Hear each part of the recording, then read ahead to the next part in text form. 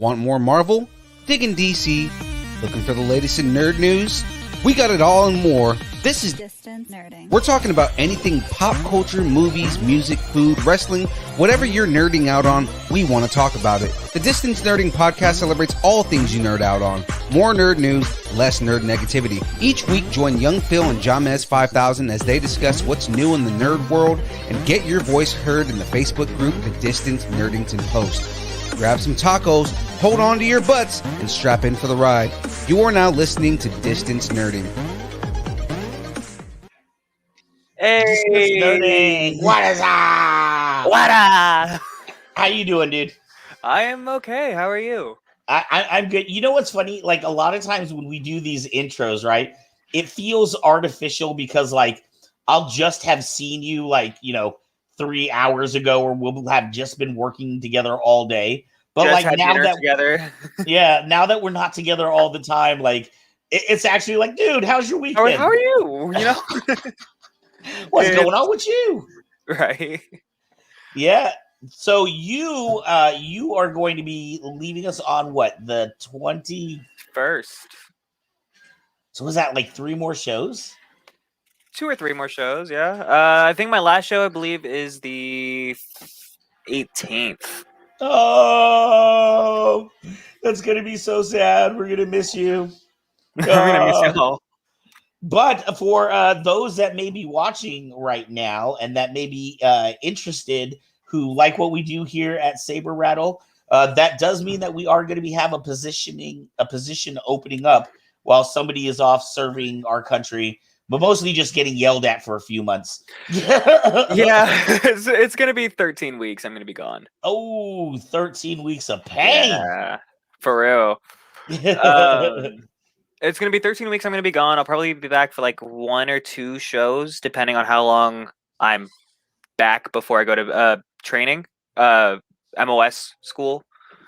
And then after that, hopefully, depending on where I'm stationed, I can come on.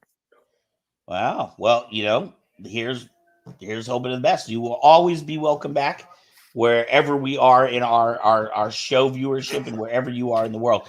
But to that degree, too, if you are interested in being a possible host and a producer for Kyber K Presents Saber Rattle, we will have a position opening up in roughly 2 to 3 weeks. We are looking to talk to people now if you want to be a host and help out with some of the stuff that we need to do kind of behind the scenes. So if you want to do that or be a part of that, let us know. Slide into our DMs. Right in. Yeah, so we as far as Kyber Cave, our storefront is still closed right now. We are still moving ahead with the factory in Vacaville. So I just spent a lot of money on insurance yesterday. I don't even need to hear about that. I already know. Oh, heartache. Oh. Dude, it's been absolutely amazing. I've actually been thinking about doing like almost like a little video journal called like what it takes to make a saber company. You know what I mean? Like right. Just like a little 5-minute documentation every day of just me screaming into the abyss. Because you know what? Here's one thing I will say. You know what I believe? I believe Dave Filoni owes me money. That's what I believe. You want to know why? Why? Because The Mandalorian is my life, dude. I am Din Djarin, dude. Nothing in my life I can just do, right? I can't just move into a place. I've got to get insurance, but with the insurance company doesn't work with this bank, so you can't do direct deposits. Like nothing is ever just, okay, this is what I need to do, and this is what we do. There's always 3 or 4 side missions to get to the next step. I get to the point where I don't even remember where I am in the journey anymore. All I know is there's Jedi showing up around me with white lightsabers. Pretty much. Hey, man. So we were going to have I was really excited. We were going to have a very special flow of the show tonight. It didn't quite work out, so I'm hoping this will happen for next week. If this does work out, it will be our first will it be our first international one? Did we have a flow artist from London? Was that is that Grady? I think we had someone from the UK. I know that. Oh, well, see, it's still exciting. Our second international flow artist, and this person I think was coming from like Taiwan or something. Yeah, I think so. Yeah. So I was excited for that. Didn't work out. We will try to get that set up for next week. But you know what we are very lucky to have? What are we lucky to have? Whenever these technical difficulties happen, we have like one of the galaxy's best flow artists like on our staff. James Kiser. Woohoo! James Kiser, the fabulous producer of the Flow of the Show segment. He's the one that brings us all these fantastic artists every Amazing week. artists. Amazing artists. And of course, some of you may know he's one of kind of the OGs in the Flow community. And he still owns a video store, like videotapes. I didn't know that. I did not know that. Dude, the man also makes holocrons. He makes all of the holocrons. Like his Sith collection is me and James incredible. Are gonna have to talk. Yeah. You can go broke talking to James. I go broke working here. I own 8 lightsabers. Yeah, well, I don't know any 8 lightsabers. Because I'm not even going to get into that on show. All right, well, let's see this fantastic flow of the show with Mr. James Kiser tonight. And I'm excited because I try not to watch these ahead of time, but I saw a little tiny bit and I saw he was doing Jarkai, two-handed stuff. So I'm very excited. Actually, the name of the video is Jarkai hand switch practice. Oh, I'm a Jedi. I'm using my mind tricks. All right, and let's roll it.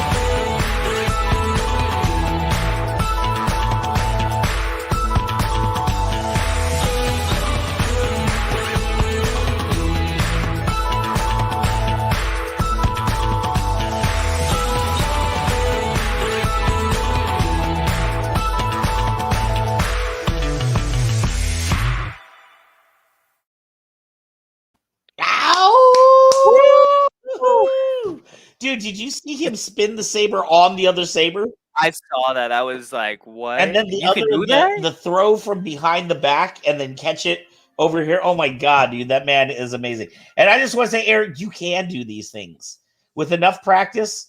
And if you grow a couple of extra arms, you can be just as good as James Kiser. Oh, absolutely. Yes, we are very fortunate to have him as our producer. He's brought us all the wonderful flow artists that we've seen in this segment. So The man is a master himself. The man, the myth, the legend. It's James Kiser. Did we talk about Phoenix? We did not know. We did not. Okay. Hey, so just to let everybody know, I know this is 2 weeks in a row you haven't seen Phoenix. She is not buried underneath the porch somewhere. I promise. We promise. Like, this is gonna look really bad if her medical issues get worse, huh? Oh my god, it would.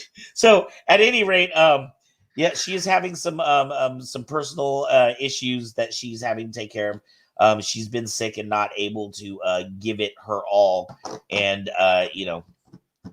she does not want to be on here without being able to be at her best, and we don't want her to do that either. We want her to get well, be home. Hopefully, she's watching the show. Probably, we love you, Phoenix. We love you, Phoenix. I suck at those. All right, I think we are ready to get into our fantastic interview for the show. What do you say? Ooh, I think we're ready. Yes. Okay, so I want to say this is one I know, like, we are very fortunate that we get incredible guests every week. I can't think of a single guest that we have had that I've not learned an incredible amount from. So we are very lucky, but I'm really excited about tonight's guest because this man, like, at least in my opinion, because I watch things, right? I look and I see what the other saber companies are doing. I want to know, what are they bringing out and who's doing what. Right. This man has blown up with like a rocket out of nowhere, and we're gonna learn about his history and what makes him so successful. And I was messing with him, and he just seems like a funny, all around cool guy. Anyways, so he's a very nice man. Let's check him out. With no further ado, please bring Mr. Tyler Babcock of Vire Sabers. Hey, here I am. Hey! Hopefully, you guys can still hear me good. I was messing with my mic settings and I shouldn't have. You're not quite as loud as you were before, but I can hear you. I can shout. Well, that Yeah. Hey! So how are you doing tonight? I am doing really well. Kind of nervous. This is my first actual interview here. Oh man, don't be nervous. You're in good hands here. So let me ask you. You are what? You're 3 hours ahead of where we're at, right? So you're on the East Coast. Yes. Yeah. Okay. I'm in Indiana, so it's almost 10:15 right now. Well, thank you for staying up late with Kyber Cave. Oh, this is still early for me. There is always work to be done when you are the owner of a saber company. Oh yeah, so it never ends. I have so much to ask you. I'm actually really excited about this interview. One thing that has first off, how long has Vire Sabers been a thing? Oh, I think we're just about a year and a half, maybe. We're really not, that far into it. Okay, that's kind of what I thought because oh man, Zia James is on. What's up? I remember really hearing about Vire Sabers roughly a year and a half ago. So right out the gate, like you were starting to make a name for yourself and setting yourself apart from other saber companies in general. Now, as a saber company myself, I kind of have, my eye on other saber companies and see what everybody's doing. And both of us partnered together with LGT. Damien, I was one of the first companies that was selling LGT when he was starting his thing up. But you have really set yourself apart from any of the other distributors that I see out there. What did you do, man? Did you sell your make a pact with the devil or something? Or honestly, it kind of happened by accident. When I first started, I wasn't planning to be like a huge distributor or anything. I bought a couple sabers on the side for my eBay store because I would just sell like random junk throughout the house. Right. And I had some ultra sabers that they just didn't get used because they didn't have sound. So I was like, I might as well sell these off. And they sold like instantly. So that's when I was like, whoa, okay, well, let me look more into this. And, I kind of realized that just like buying and selling sabers was something that I really wanted to do. And then Right. that's around the time that I found LGT. And so I was selling some of the LGT sabers on my eBay, and I was part of the saber community, and people would they would ask, like, does anybody know a good cheap place to buy sabers? And I would speak up and be like, well, I've got some in stock here. And people were like, oh, well, those are you're just reselling ones from China, from LGT. I'm like, yeah, they're right. They're here. They're in my basement. If anything goes wrong with them, I'll fix it for you. Right. People just really liked that honesty. There were a lot of companies, especially at that time, that were trying to market these as like their own design, or their right, own make it in house. And I just, I could never fathom why somebody would do that. So right. I was, from the beginning, I was very open. Like, these are from LGT. I buy them from them. I stock them. I repair them. And just people really seem to like that.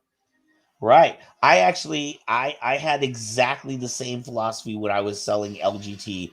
And I had told Damien that and some of our other Chinese distributors, and they're like, why don't you put your own name on it? That's what other people do. And I was like, that's not, because the way I look at it, right? Like, when you start doing that, it's kind of deceptive to your customers. And then they start wondering, well, what else is he not, being honest about? You know what I mean?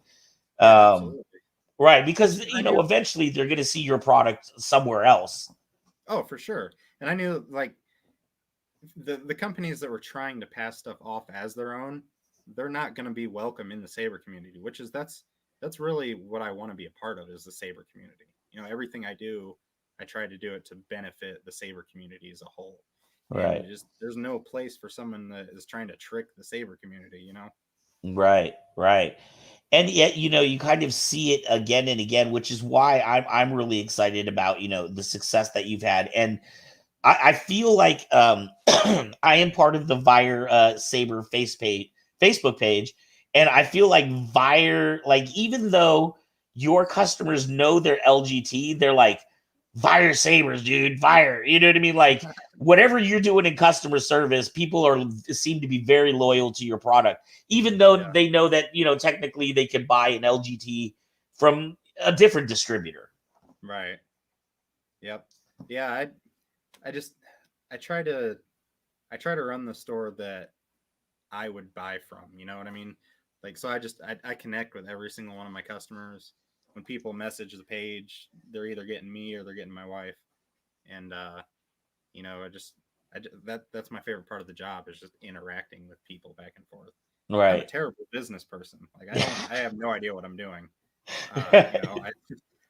Apparently I'm good at it because people like what I'm doing. But as far as like the actual business moves, right. I sell sabers, I service them. Right. Now, I have another question lined up, but before I get to, like, I feel like I have like a million questions I want to ask you today. I'm just trying to get through all of them. What exactly does Vire Sabers mean? It is probably the lamest story that you'll ever hear origin for a name. So, when I was like in middle school, one of my favorite bands was Him, and the lead singer of Him, his name is Villavallo, so he has that double V. Right. So when I was creating a character for, it was either Diablo or World of Warcraft, I wanted to come up with a character name that kind of mimicked that. So I chose Vale Vire, just like that double V. Right. So Vire just became like my gamer tag. And my eBay store was like Vire Sale or something at the time. So I made a second account, but so that I could go back and forth between accounts. Right. I just deleted the LE off Vire Sale and added Sabers. So it's super easy to go back and forth. Right. See, you're a practical man. Yeah. I don't know. It was different. Like all the other Saber companies, a lot of them, they just take like a quote or a place from the movies. And I don't know. I just wanted to do something different, so I just went with the name that I've always used. Right. Right. That's fantastic. And I honestly do feel like it makes you stand out a little bit, because ever since the beginning, ever since I heard Vire, I was like, what is Vire? Like, In fact, you know what you caused me to do? You caused me hard, like my friend. You caused me to go through like I'm trying to go through like Star Wars like lore to see if like I missed something. Like I'm not like cool enough to know who Vire is or something. Googling the definitions for the word Vire. Like, Right. I'm like, what is going on? on? I feel like I'm being punked. So okay, you know what? So that's not such a bad story. That's cool. You know, that's like Snoop Dogg's mom calling him Snoopy, and then all of a sudden he's a famous rapper. Right? I mean, I could have been like, oh, I just put it into a random Saber business name generator like Post Malone. Right. So Vire Sabers, are you mostly like an online thing, or do you have like a storefront, or how do you go to cons and things? I know, we've been in quarantine, but I mean, when we launched like a month before everything shut down, and obviously we were pretty much just on eBay at the time. Right. So we haven't really experienced the world like as a company yet. So I haven't had any opportunities to get out there and do anything like that. Wow. So everything that we've done, basically from our basement. I can lift you up, and this is where I'm sitting right now. I can show you guys. Right. This is Vire headquarters, huh? I can give you guys a little tour later if you want. This is like the Bat Cave for lightsabers.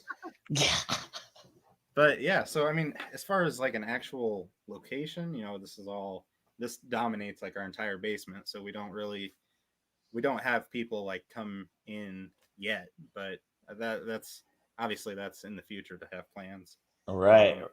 We're kind of known for the LGT Build-A-Saber, as far as all these variable hilt components.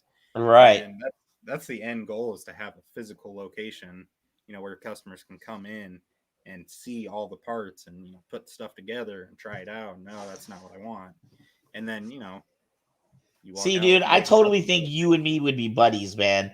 That's what we do at Kyber Cave. We call it the ritual, but we use custom saber shop parts. You guys MHS, right? Right. So yeah, we're using MHS. So Ultra Saber parts also work on those. And I don't know how it is for you. I'm gonna assume, if I were to guess, I would say that it was at least 50% of your business was people doing their own saber design. Oh yeah, for sure. Yeah. Is it about half and half, where people just want something or they want to build their own thing? It's honestly probably closer to 70-75% of the build your own saber. Yeah, because you can, like, all of our basic sabers, well, most of them you can get from any of the other awesome retailers that are out there. Right. So it's really the VHC build your own aspect that we focus on. Mm-hmm. We were kind of the first ones to do that, and that's my favorite part of it. I'll let you know, I was talking to Damien about that. You beat me to the punch, man. Yeah. But once you got in there, I was like, oh, foiled again, Batman. Yeah, no, I absolutely love it. And I'll tell you, in our store, we sell Ultra Sabers, Electrum Sabercraft, Master Replicas. We do repairs here in shop. But our ritual was the most popular section because I used to explain it like it's kind of like Legos for lightsabers. You know what I mean? Like, if you just want to change off one piece, you're buying one thing instead of buying a whole brand new saber all over again. Absolutely, yeah. And it's like Barbie dolls for nerds. Yeah, exactly. I'm going to put this pretty little emitter on today. Yeah. So now, and then, I see in a lot in your groups too, like, you got some customers that are like, look at my plethora of lights, and they're all there's like 12, 13 of them out there. That's bigger than their couch. Right. So you seem to have people. Oh yeah, see. Not all of it's LGT stuff, but I'm working on it. Right. And that is a beautiful collection as well. So you really were that Saber fanboy before you started up the Vire Sabers. Oh, for sure. I've been playing, like my first lightsaber was a garden hose, like just the nozzle from that, And then of course we had, you know, the chunky, like extendable plastic ones that me and my friends would beat the crap out of each other in the neighborhood with. Right. Blows my mind like how accessible this stuff is now. Right. Just how good it is. Like I could Yeah. never have imagined this, you know, when I was a kid. Like it would have just melted our minds. Right.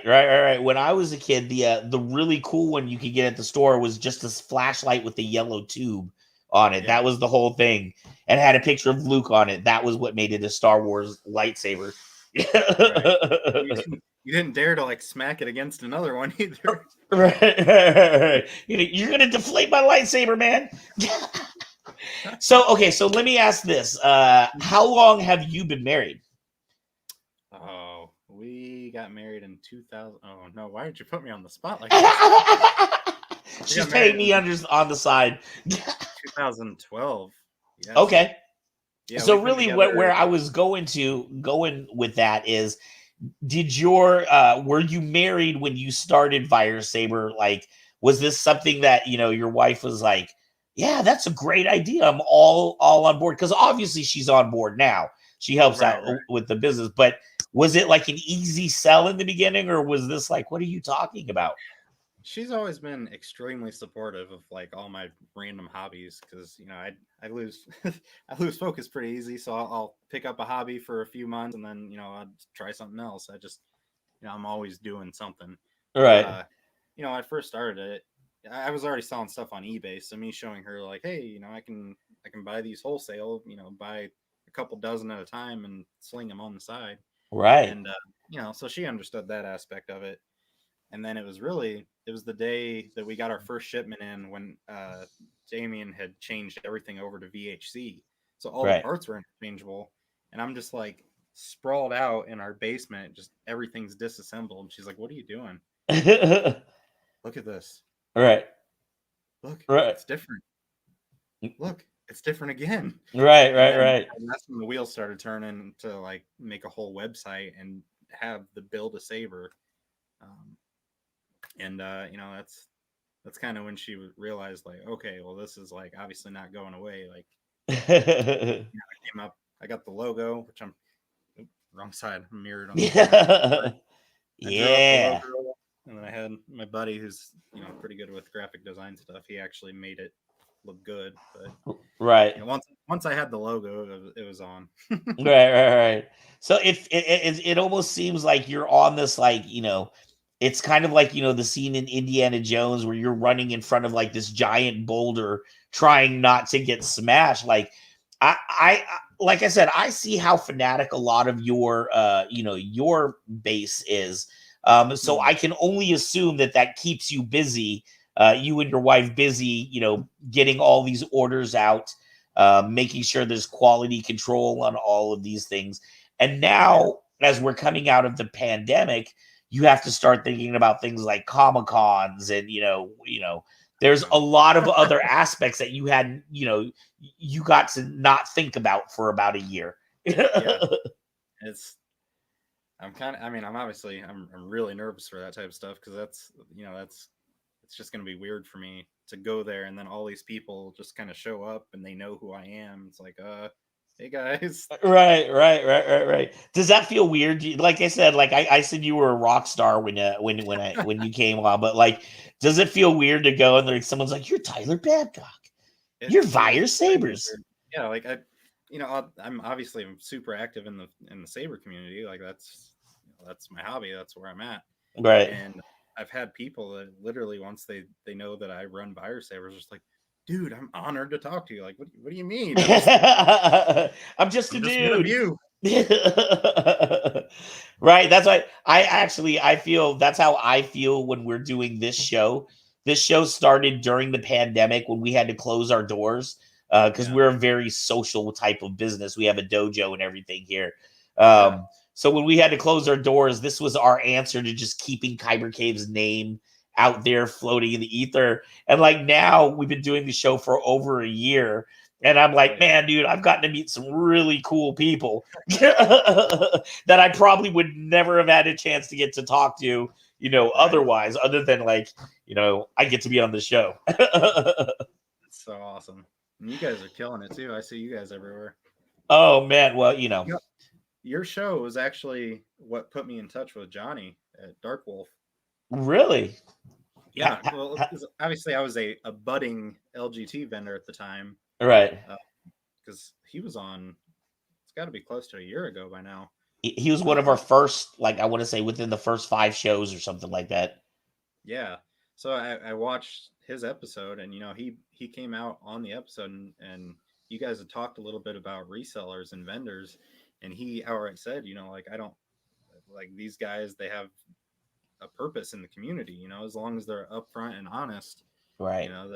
they're doing what we need them to do. Right. And just his kind words just really encouraged me. So I reached out to him after you guys got done, and I was just like, hey man, I just want to give you a thank you for acknowledging that we're not all out here just trying to scam people with, Right. because at the Right. time it was a rampant problem on Facebook too. You would see ads for another saber company, and Right. it's like $200, and then people in the comments are like, oh, I just got a Dollar Tree lightsaber. Right.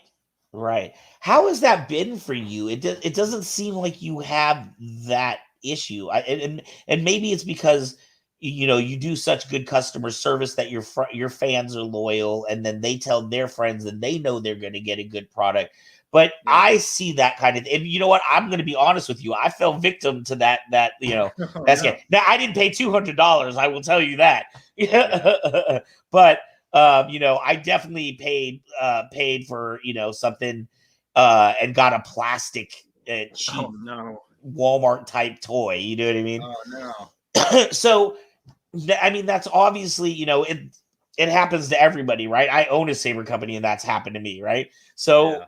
Do you find is it difficult at all for you? Do you fight against that, or does that not even affect you because your fans know that you produce good quality product? We advertise very little. Like, I think I run just a small ad just to get us out there. And, we've had 1 or 2 people that pop on like, oh, great, another company just reselling Chinese lightsabers. Right. And, all of our customers that have bought from us are like, no, these guys are legit. Like, give them a chance. Right, and right. They turn out to be customers. And it's just, our whole business is very community oriented. Right. That's why we have the whole Vire Sabers community. And, just people come together, they show off their builds, they talk about ideas. Right. Right. Just, yeah, no, you have a great community, and of the difference, because I'm in the groups of some of your competitors as well, and the way I see people interact on the groups, and like it's almost like the hippie love group. You know what I mean? Everyone's like, oh, dude, that's such a cool build. You know what I mean? Like, everybody's super supportive of everybody else in your group. There's no negativity, dude. And I feel like that flows from, the philosophies of the owner. You know what I mean? If you were a jerk, the people in your feed would be a jerk. You know what I mean? But you've got a very positive fan base. Oh yeah. Yeah, they're the best. I don't know. I'm so excited to just be doing something that I enjoy, Right. I still work a full-time job on top of this too. Oh, wow. Okay. Yeah. Wow. Do you anticipate that, I mean, with the way things, like, are you able to project in your sales and go, you know what, I'm working a full-time job right now, but within a year I'll be able to go to part-time, and then in 2 years I'm going to be able to get rid of that job? Like, are you seeing this replacing your normal job? Yeah, I mean, that's the ultimate goal, because I just, this is what I love doing, and this is kind of a culmination of like all of my skills that I've ever had. Not that I have many, but I'm a machinist. Actually, I've been a machinist for over 10 years now. Oh, wow. And yeah, so when I got started, like, my main plan was that I was going to buy electronics and blades from LGT, and then I was going to be making my own hilts. Right. But then the VHC and the Build-A-Saber came out, and that just took off. That I just haven't had time to really get around to that. All right, dude. It's like riding the tiger, dude. You're just trying to hold on for dear life. Get the orders out the door. Well, I just kept telling myself month after month, I was like, okay, as soon as stuff slows down a little bit, then I can start focusing on some new project. And it didn't happen. The slowdown did not happen. Right. So And and that's why I was asking, because I can see, as quarantine breaks and people go back to, quote unquote normal life, that your life is going to get a lot more hectic. People have been in quarantine, so people have been ordering sabers, but now that people are able to get out and mingle with people again and show off their pretty toys, I Yep. imagine you're not going to be getting much sleep. I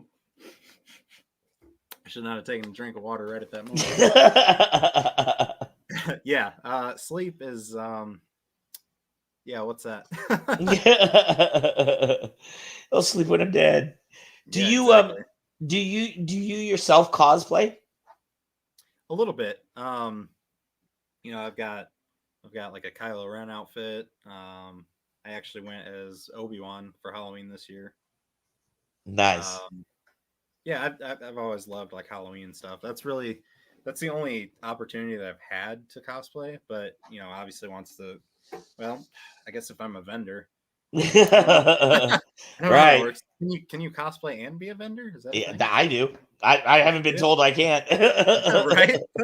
Yeah, totally. Oh, dude. When you're ready to start vending, I will give you all the tips, dude. I have been to many cons on the other. In fact, I've joked with my crew. I was like, it'd be really nice to go to a con and go to the con. You know what I mean? Like, Right. I always see the con from a table. If I'm lucky, I can get a hot dog and a bathroom break. Right. Yeah. So It's a lot are to think you about. more of a fan of, like, are you personally, do you like to build your own sabers in your own creation, or are you more of a purist? Do you like, the sabers that are specific characters? Yeah, no, I like cannon hilts. But as far as like what I actually prefer to work with, I prefer to work with like build your own VHC stuff. Um, just like the cannon hilts are fine. Like everybody obviously loves them, but that's just the thing, is that everyone has them. Right. With the build your own sabers, I mean, this literally, like, nobody else has a saber like this. Right. These are all pieces that I put together, the VHC stuff. Right. Had a run there with my logo on them.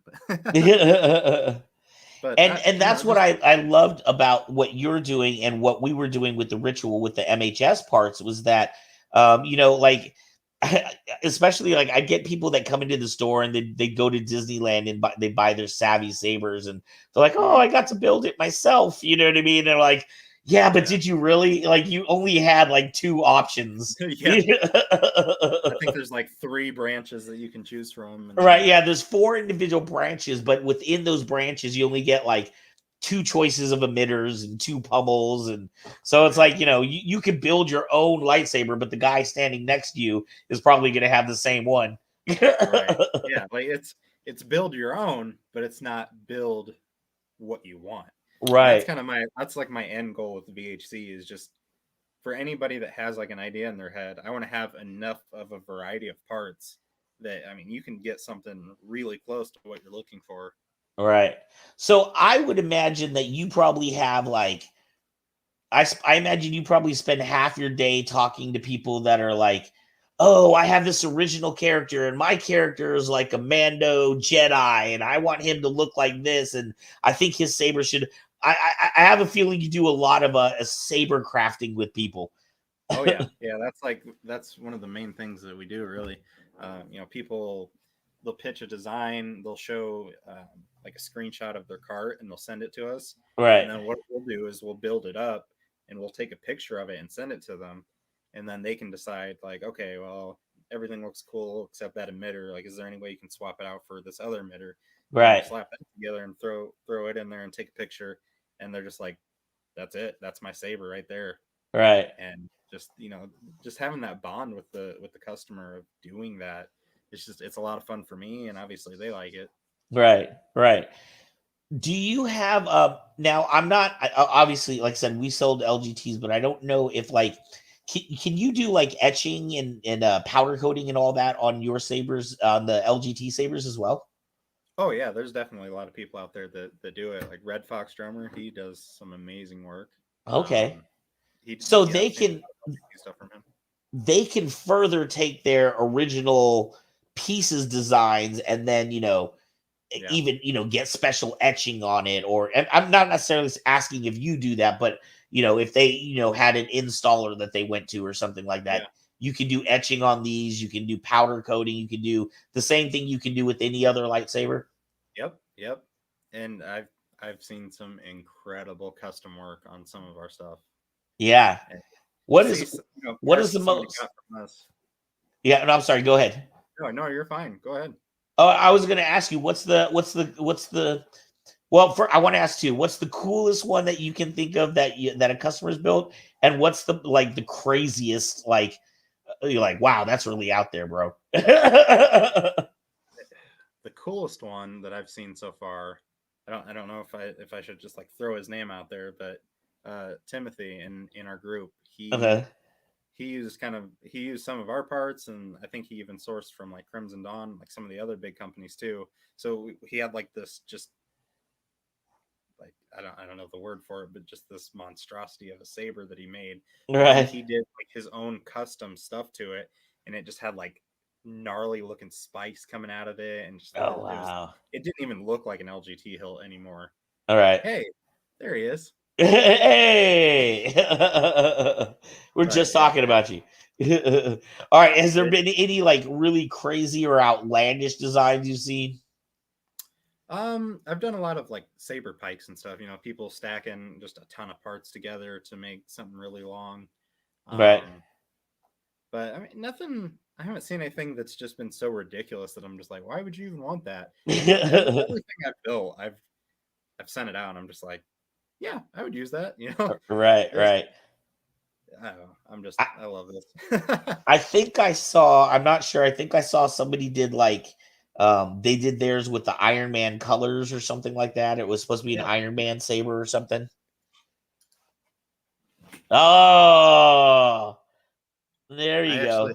I don't have the battery in it right now because that's up on my shelf. But actually, I desoldered the red light that was in here, and I put in a blue one. Nice. So, even when you turn it on, it's got his. Right. Oh, that's so cool. Do you get people that want sabers, but they're for non-Star Wars cosplay? Like that Iron Man one, for example. Would that be something that somebody who's doing Iron Man? Yeah, I could see that, but not that anybody's directly told me. Okay.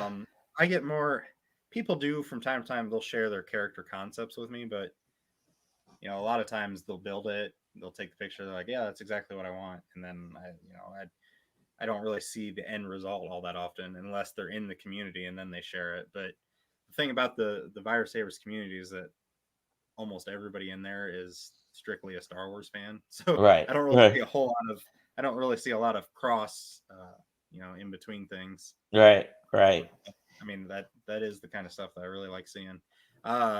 Ironically, one of the things that we're going to be getting in next week, I don't know if you've seen these yet, but LGT has now made a whip that it goes into your emitter and it tightens with screws. Yes. I'm so excited. I want to do a Whiplash cosplay with that.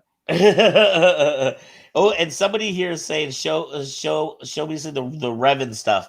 And I only think that's funny because you showed us something right before we came on.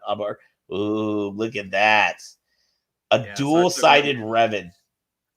It's probably blasphemy to even show that, but it was so cool. I couldn't resist. You know what? I have to say, of all the character sabers, the biggest problem I have with the character sabers is all the junk that's in the way. Ooh. Oh, yeah. Wow. That you're right. That doesn't look like an LGT at all. That's crazy. No, he did an amazing job with that. That's beautiful. Yeah, the Revan saber is actually one of my favorite canon sabers, just because there's not a lot of extra junk all over it. You could actually fight with that thing. Yeah, so comfortable. Right. Now let me ask you, with the Revans, that's an interesting one because I feel like Revan was one of those characters that 3 years ago, you had to be a deep lore Star Wars geek to know Revan and stuff like that. But now Revens on Pepsi bottles. You know what I mean? Like everybody Right. knows, or everybody wants a Revan saber. Do you Everybody get wants people? Keanu Reeves to play him. Right. I don't think he has a choice not to at this point. Right? Do you get people that like when they buy, like, say, Revens or other sabers? Do they tend to like? Well, I guess you said you have a lot of Star Wars geek fans, right? So they know what they're buying. And it's not like they're like, oh, I just like that saber and it happens to be a Revan. Right. Right. Okay. Sorry, that was a stupid question. I was looking at the saber that he threw up there. Oh yeah. The thin neck I remember. sabers also have issues. Well, thin neck sabers in general are ones that They can't, yeah, I mean, they really don't recommend you to duel with thin neck sabers just because of the obviously you're losing a lot of strength there. But this one, I worked with her on that build. Wow. She did like all the etching and everything. That came out so good. That's gorgeous. She's still waiting on a thin neck piece for that though to complete it, because she showed me like her character design for the saber. So this goes with a character she's created. Mm-hmm. Oh wow. Okay. It says Keanu for Revan. Yeah, go ahead. As far as thin necks go, LGT's recently came out with this one. This was designed by Pat at Argo Sabers. So this is the Tavros. Oh wow. I've seen videos directly from LGT of them just beating the crap out of this thing. Right. It definitely can take it. So. Right. Of course, right. Another saber that I didn't charge. That's what happens when you go on air. Right. No, hey, I want to ask you a couple more questions, and then we're going to start getting to wrap up here. We've eaten through all our time; it goes so fast. Yeah, it does. So you were mentioning some of your other companies that sell that also sell LGT. In fact, we had Jim with Saberflux Workshops was on the show. I don't know, a month and a half ago. Starforge. Saberforge. I'm sorry, Starforge. Right. Yeah. Workshops. I know Crimson Dawn is also another bigger known LGT distributor. Does each one of these companies kind of like serve a particular niche for LGT, or is that just kind of like how the owner wants to build out their particular brand? So in order for us to stand out, that's kind of what we do is we pick a lane, and then like for me with the VHC stuff, nobody else was really doing that. So that's the route I went. Right.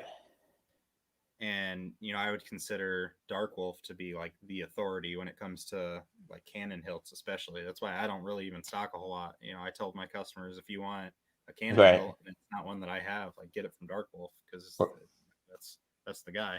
Right. So, we all try to offer kind of like our own thing.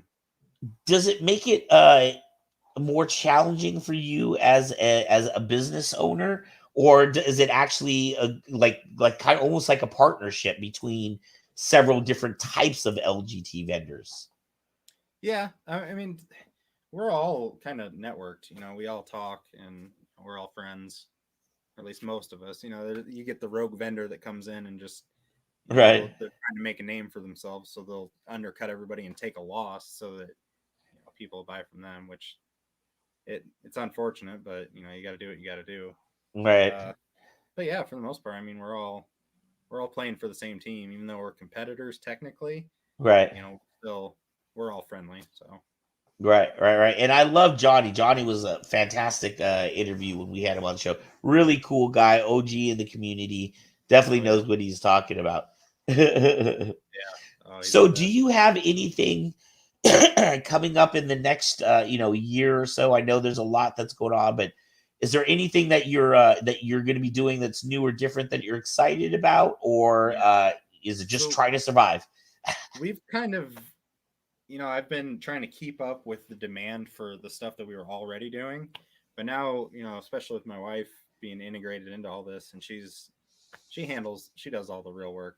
I'm just gonna be honest. She kind of took over like the packaging and stuff. So my role is more so like the sales and customer service and all that stuff. Right. And then like the ideas and stuff. But yeah, so we're kind of at a point now we can really start. Our inventory is pretty stable now, so now we can really start investing in new things. Right. Because I mean, I'm sure you know, like if you want to get something for yourself that's custom, you're spending just thousands and thousands of dollars to get that developed. Right. So, you know, we had to stabilize what we had first, and now we're actually at that point where we're gonna start putting out a lot of new stuff. All right. I was hoping my box would be here for today, but I've got our first custom VHC piece that's gonna be coming. Woo-hoo. And for those that don't necessarily know, to stay stocked during the pandemic was a nightmare. So I congratulate you for being able to stay stocked and keep your inventory tidy. It's not easy for sure. Not at all. Well, hey Tyler, I have absolutely had a fantastic time talking to you tonight. Can you let people know if they would like to check out Vire Sabers, if they want to, build a saber for themselves, or maybe see pictures and stuff? Where can they find out more information about you? Well, we got the website, viresabers.com. You got the Facebook for Vire Sabers. You got the Vire Sabers community. I dabble in TikTok a little bit. I'll be Vire Sabers on there. Instagram. I'm all over the place. I don't know. You're omnipotent. You're everywhere. You're like Ultron. You control the entire internet. Eye of Sauron. Yeah. Well, Tyler, I want to thank you so much. I'm very excited about everything that Vire Sabers is doing. You guys have definitely made a niche for yourself in the community. And like I said, everybody that I see that buys from you are like loyal fans. So that just tells me that you're doing a good job. So I want to thank you so much for coming on tonight. Well, thank you so much for having me. This is like my first official interview. So woohoo, you survived. Yeah, I made it. Yeah, and like I'm sure you've seen, and tonight has been fantastic with all the comments that are going up and down the page. But after the show, you can even go back and you can share the video, but all the comments will be there. So if people have specific questions, you can feel free to answer them there. They're probably all people you know anyways. I definitely saw a lot of familiar faces and names. All right, my man, you have yourself a good night. Thank you so much. You too. Take it easy. Woo! Yeah. Dude, Vire Sabers is doing crazy things, man. Absolutely. Like I said, I that is a company that I've been keeping my eye on for a while. Mostly because I was really pissed off that he like took my idea and got to Damien first. I was like, oh! Yeah. There are some very pretty sabers I saw of his. Like this one. Yeah. That one is very, very pretty. Yeah, and this is both of those were custom pieces. I didn't even know you could do that kind of stuff with a Vire Saber. Especially with this one, Mr. Timothy Saber. It kind of looks like did you ever see that? What was that one movie? I don't remember the name of the movie, but it was like robotic, kind of futuristic kind of thing, and they had these like claws, and it went out like kind of like the front of the saber. Yeah. I don't remember the name of the movie. Someone in the comments, please tell us. So save Ezra from sounding like a babbling idiot. Pretty much. Yeah. Oh, Eric said, show the sticks. Yeah, that was actually a very exciting interview. And then, like the other thing too, like sometimes you see these saber companies online or you see them with like a really big following or like, and so you assume like, oh, that's got to be like, that's got to be a 10-person operation. And then you find out it's, it's just him and his wife, like in the basement, furiously trying to get orders out. Like River Blades. Right. It's just V and Gary. Exactly. And also one other dude that they just brought on over here in, I think, LA. Oh, yeah. They recently had has somebody that's coming to help them out too. Yeah. All right, my friend. We have another fantastic interview. Do we have anything else we need to cover? We're not doing the TikTok thing, right? No, TikTok is temporarily disbanded. It can be completely disbanded for all I know. Temporarily. I So like it. I know. Well, you're going to be gone, so like Phoenix take over. we'll see. We'll see. I'm gonna send her like 3 months worth of TikToks here in like a week. And like I said, for those people that are online now that weren't earlier, Ezra is going to be leaving us in about 3 weeks. We are looking for another producer / host to help us with the show. There's a lot of things that we need done behind the scenes and on camera. You can be anywhere in the country. James Kiser is in Oregon, and Phoenix lives about an hour away from the Kyber Cave. So whenever she's on the show, she's not actually here either. So if you are interested in learning about Kyber Cave presents Saber Rattle or being a part of the staff and learning how to webcast a show, please contact us and let us know. Yay. All right. What do I need to know? Do I need to know anything about our cosplay of the day? This is a very interesting gentleman. I'm excited for this. Agreed. I am excited because as far as this is the only horror cosplay player that we've had on the show. Now he's not exclusively like a horror like Jason Voorhees and stuff like that, but he does dabble into some of this, I guess, scarier cosplay, and he does some really good makeup job too. So I'm very excited about this next one. So shall we bring him on? Shall we bring on Mr. Wait, is it creepy Impasta, right? Is that Creepy Impasta? That's his stage name? I believe so. With no further ado, please bring up Creepy Impasta.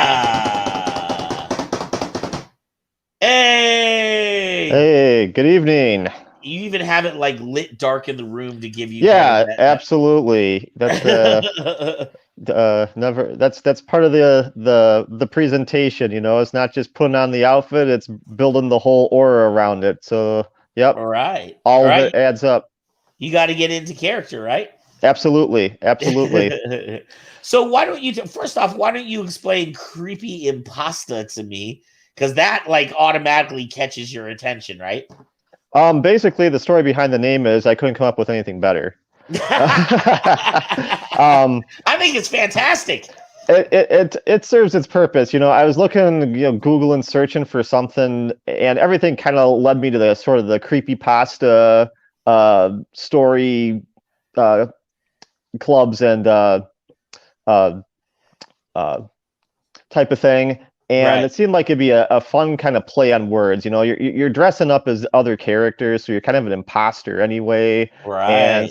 And kind of a amalgamation of that. So wanted it to be something, kind of catchy, but also that just sounded like something that you kind of slimy and gross too at the same time. just really do that. So. Anyway, it was a working title I ended up coming up with. So, hey, I like it. I think it works on so many different levels there. So, why don't you tell us a little bit, because I have a little bit of trouble. I can't. It's hard calling you just a horror cosplay because it's not really all about that. It's not necessarily about being graphic, but I feel like you touch on subjects that maybe other people don't necessarily see all the time. You're not a Jason Voorhees or a Freddy Krueger or something that I'm going to see at the typical con, but you do very interesting characters. Yeah, it's definitely not the horror thing in its entirety. I tend to drift towards characters that, as the name implied, just sort of kind of hover or slink around, villains that who might not necessarily be horror related, but definitely leave an impression and make you uncomfortable in a good way. Be it what we say classic horror, or maybe Disney villains. Or, obviously we were talking about Star Wars with your previous guest. That's how I started doing this. So, and the cool ones aren't necessarily the main villains, but kind of the quiet, silent ones that are hovering in the background that you kind of wonder, like Boba Fett, perfect example. Right. He's just kind of this loner guy that just moves his head a little bit, but still he draws you in. Right. And Well, those are exciting. Another good example, and we'll have Ezra is directing tonight. We'll have him bring it up. But you have a photo that you sent us of your Gollum Yes. character. Do you have that there, Ezra? Yeah, look at that. That's a great one. So again, that's one where I think it works perfectly to what you're saying about, it's something that you recognize. It's a little bit creepy, but it's not like over the top. You know what I mean? It's you still feel a sense of connection to that character. Very interesting. Yeah, Gollum's one of my favorite ones to do because it's a very active and it draws people in. The Nazguls are very impressive in terms of their appearance, and they're very formidable. Right. But they're still, they come with what you're getting out of those. Right. The thing about Gollum and Smeagol is that it's very animated, so Right. it draws people's attention. And he's a very tragic, kind of tortured character, and Right. I mean, everybody kind of has that, feels like that at some point. So it'll speak to people. They can all relate to poor Smeagol's tragedy. Right. So that's always a fun one to do, and it's one that appeals to people of all ages. The adults get it, but the kids are interested in it. Yeah, the kids will come up here and try and take the ring from you. And the great thing about that one too is you get two costumes for the price of one. If I'm doing Smeagol and I'm doing the lines and I forget something, all I have to do is switch to Gollum and start growling and cursing and that kind of thing. And it goes back and forth and back and forth. So you're never dry for a prompt. You always have some way to interact with people. Now, do you yourself come from like an acting background? It seems like, I mean, obviously, if you're going to be playing Smeagol, half naked out there and getting in people's faces and, really, I mean, you got to really do the character, right? Like, obviously, you're not a shy person. Well, yes, Gollum is one that is, like, say, very animated. But the neat thing about him is you can just kind of slink around and people will come to you. You don't actually have to go out and do it. I can just, dart through, like on con floors, I'll just go past kiosks and then people like, oh gosh, then you hear hushed voices and that type of thing. And eventually, get to a concourse and then people, spend the next 10 minutes doing photo ops for them. But no, I actually don't come from any kind of formal performance or acting thing. This is all just in a hobby. Wow. I did kind of get into cosplay and the makeup work when I was just finishing up college, and I was working for a local costume store at the time, which had a great deal of access to rental props, some of the higher end makeup companies like Ben Nye, Miron, Graftobian. And so it was kind of a kid in a sandbox type of thing. I could really test out things, what I'm good at, what appeals to me, that kind of stuff. And there's really no rhyme or reason. I'll just come across a character and like, oh well, yeah, I can do that. Right. And then you go run with it. Ezra, if you can bring up, there was some characters that you had that really displayed some of your makeup work. One was it like, I don't know if it was like a zombie, that one. Well, why don't you go, while we're here, why don't you go ahead and explain that one really quickly? You had told us the story that. So that was just a friend of mine was in a band when I was in college, and they were doing a kind of a masquerade type of theme. And I always thought that I like to do something different. Again, kind of stand out from the normal crowd, and be kind of the, like, what in the world is going on over there in the corner type of thing. So anyway, it's my masquerade, and I used kind of a Japanese kabuki motif there, because I think kabuki is kind of creepy looking in general. You look at some of the great horror games out there, especially like the PS2, which really kind of wrote the book on that. I think I was playing actually Fatal Frame for the first time, if you're familiar with that one. Yes. And I can kind of see now, looking back at this, that you look at the main kind of villain, she's in the death kimono, very Ring ring type of look there. Right, Kind of a David Bowie meets the Ring, and sometimes just pop up, have these kind of cool, unusual ideas. Well, I was feeling like this is like Kabuki meets like John Hughes movie. Sure. This is a Yeah. fantastic. I love Deus de la Mortis stuff. I love Yep. Day of the Dead stuff. Did you do this makeup yourself? Yeah, I did mine. There's a friend of mine, she did her own, but yeah, that's all entirely me who did that. Never actually done that before, and that was for a Halloween party that I just kind of came up with. Picked up, looked at some templates online, said, okay, yeah, well, that's easy, and pretty easy to do. That looks fantastic. Ezra, do you have some more? There was one that was almost like a monster. Oh, this one's great too. That's a Mardi Gras one. Yeah, that's a great one. Like that one. Yeah. See, now here's more of the characters that Draken. Mhm. There. Yeah. It was the Mummy. That's who. The Imhotep. That one I did for C2E2 the right before the pandemic hit, and that was a great one. I had so much fun with that one because actually that came to me. I would do the Supreme Leader Snoke for Star Wars. Oh.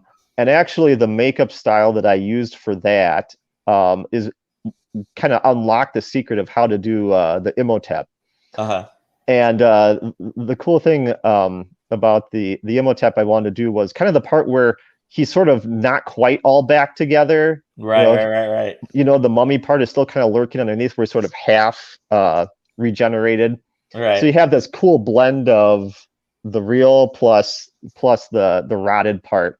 Right. And it was great. I had a friend who was a Nox in the New Moon with me. Yeah, gosh, there's the Snoke.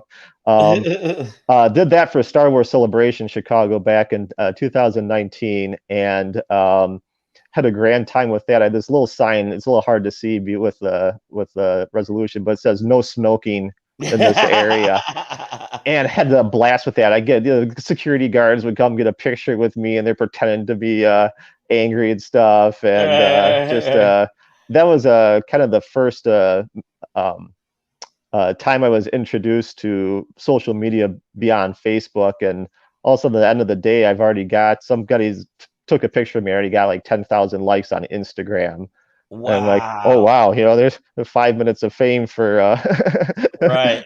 Well, not everybody does Snoke anyways, and to see a comical one is great. Oh man, look at that.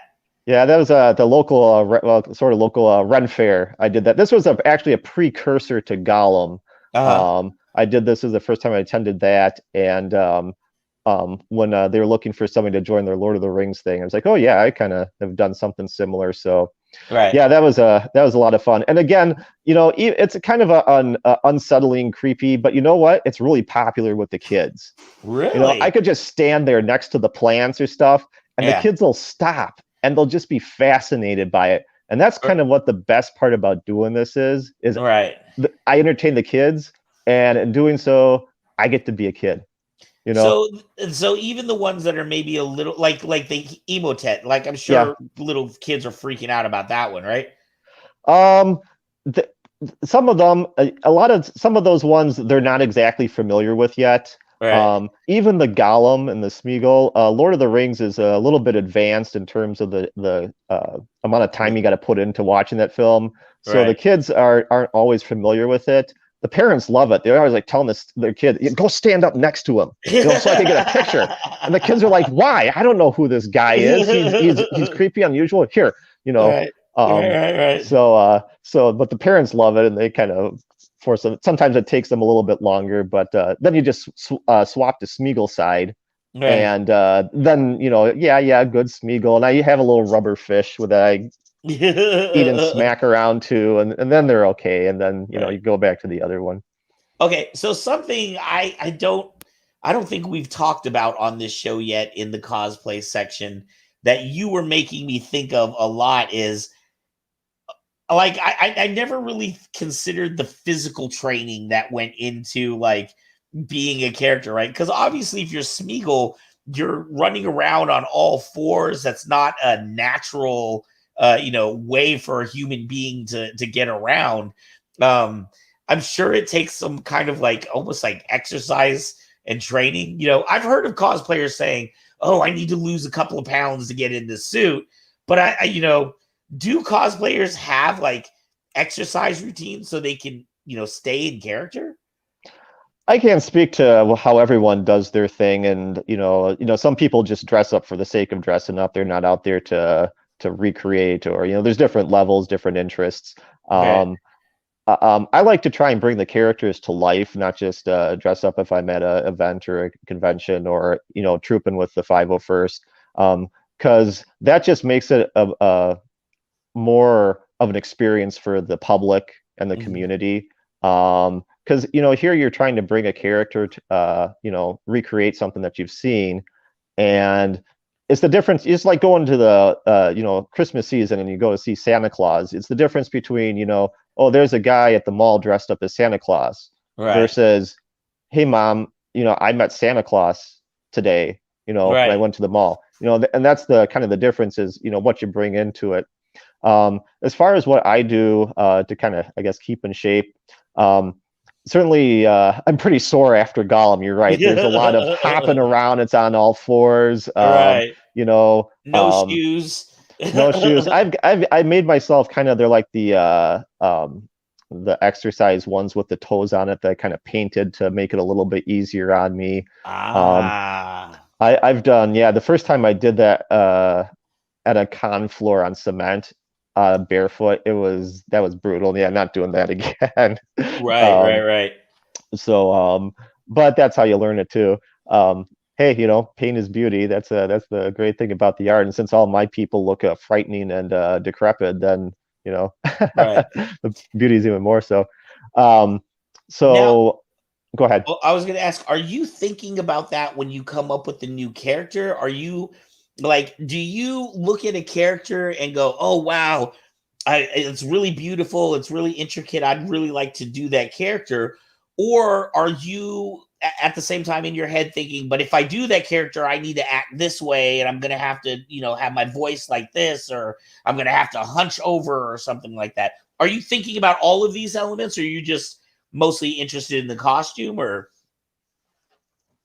usually it starts off with the costume. It's kind of saying how the makeup might interest me, or how I might do this.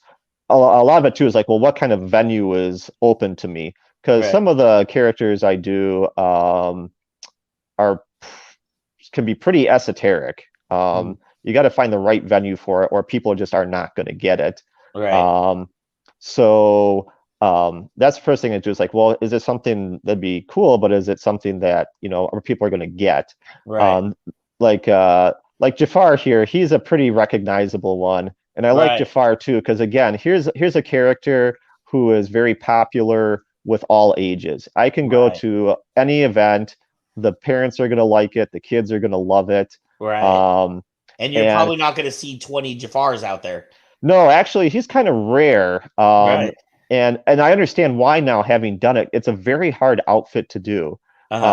Because the proportions on him are very specific. You look at him in the cartoon, and what's great about Jafar is he looks just like the kind of character he is. He's this very thin, angular, foreboding individual. Right. Everything about him reminds me of like a vulture in a tree. Right. And I see the huge shoulder pads that you've got on there. Those are very important. In my opinion, I would say are probably the most important part of the costume, because you really want to convey that angular, almost claw-like, you're ready to snack.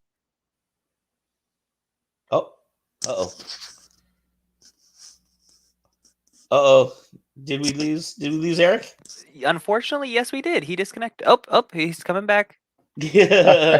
Sorry about that. I hit the not button there. So yeah. No problem. Anyway. So yeah, that's and that's one of the things too, like you're going back to your question there, like what do you focus on when you're kind of designing this? It's like you got to know which parts to hit correctly. Right. And how to do that. So now, yeah, actually when you're doing a character like Jafar, as opposed to, I heard you mention being in the 501st. Yes. We all know that the 501st, they want very exacting, things. do you have a little more creative freedom when you're doing, say, a character that's 501st has to be exact. You don't have a choice about what you do there. But do you have more freedom with like a character like Jafar, or do you try to keep it as close to the source material as possible? I'm trying to keep it as close to the source material as possible, but like you say, there's really no set in stone. Like, for example, the Legion kind of spells it out pretty specifically for you. Right. But again, here you're trying to bring a character that people are familiar with into the real world, and again, it's the difference between somebody dressing up in a costume versus, I went to San Diego Comic-Con, I went to Celebration, and I saw this person. And that's kind of the goal I want to do. I want somebody to go and have that kind of experience. One of my favorite ones to do, since we're talking about the 501st, is Grand Moff Tarkin. Oh, and yeah. I think we have Grand Moff. Yeah. That's from Celebration Chicago here. And the great thing about this shot was, talk about the pinnacle of your work. This wonderful individual was doing the Princess Leia there. And I actually had a Vader with me and a couple of other people, and we recreated that kind of imposing scene. And this is a great shot because it really encompasses the type of work that I strive for. Is here you have somebody, again, he's not really a horror character, although of course Peter Cushing was famous for doing a lot of those horror films.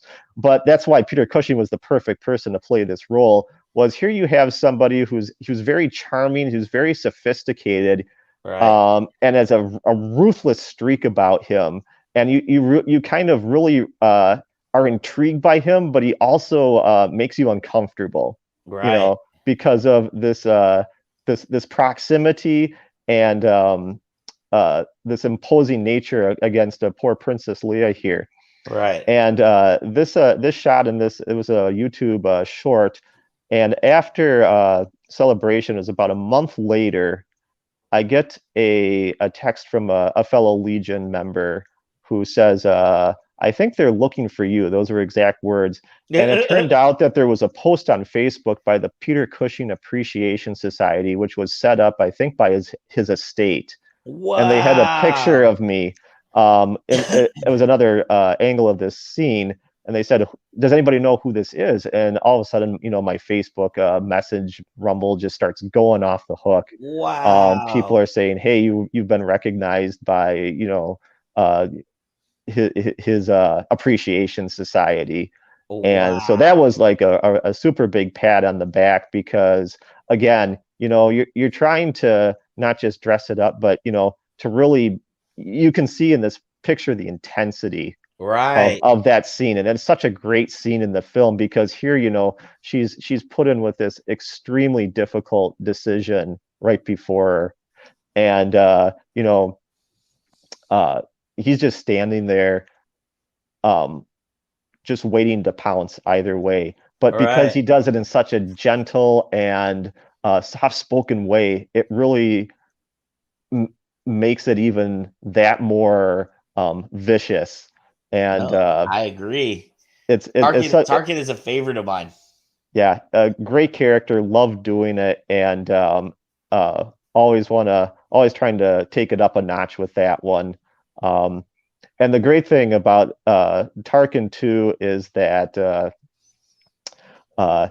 he's very versatile. I can walk around with Vaders, and it adds to them too. I get so many compliments from the Legion Vaders and Vaders in general, because they're like, oh, you just make my costuming experience so much better by being next to me. And here I'm like, I always just wanted to be next to Darth Vader growing up, and now I get to do it. It's a blast.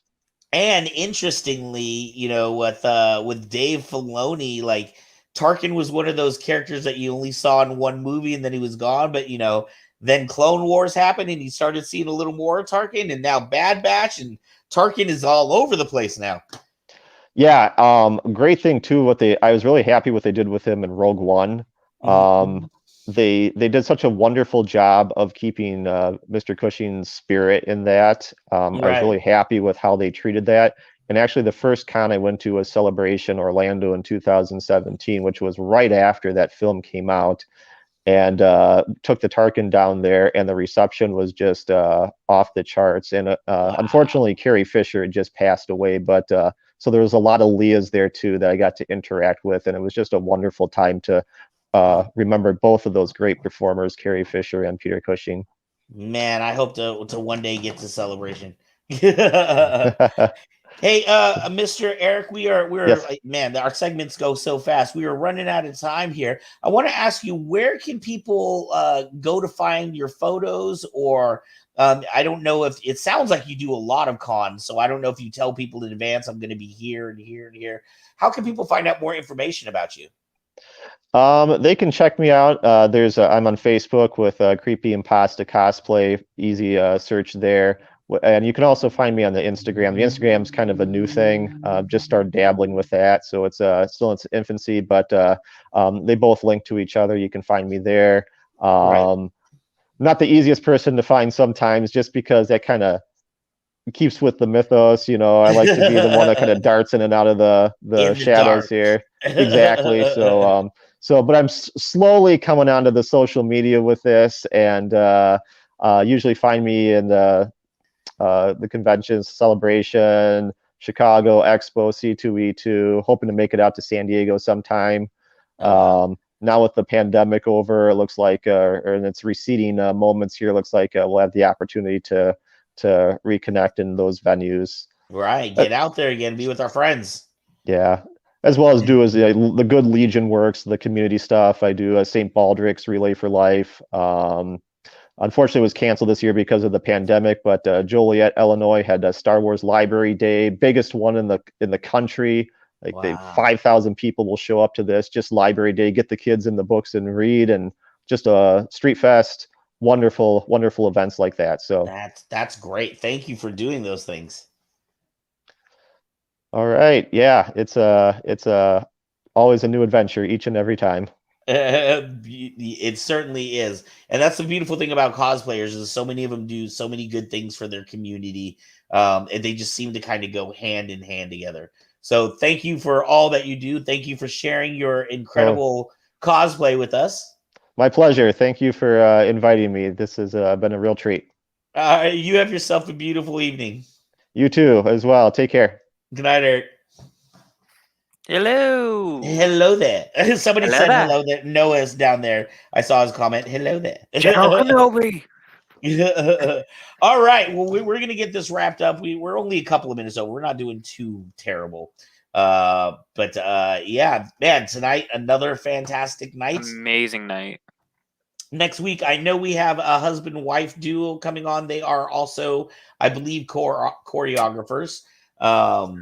And I don't know who are. Hopefully, we'll have our flow from Taiwan here. Ooh, can't wait. So, yeah. You have one thing to say real quick. What's up? Hang on for Mr. Tyler said if you use promo code Kyber Cave on his website, you can get 10% off this weekend only. Oh, we get a promotion code. Yay. I feel like a real little boy. 10% off. Go to viresabers.com. 10% off. All you got to do is put in Kyber Cave this weekend. I should put something on our Facebook page. Then he's probably going to be like, damn it, you're just giving me more work. Well, I mean, right. he would like that. He would like the more work. Right. Yes, I'm sure he would. Well, that is the dream, right? Is to get out of the 9 to 5 and get into Saber world. All right, let's get out of here, Mr. Ezra.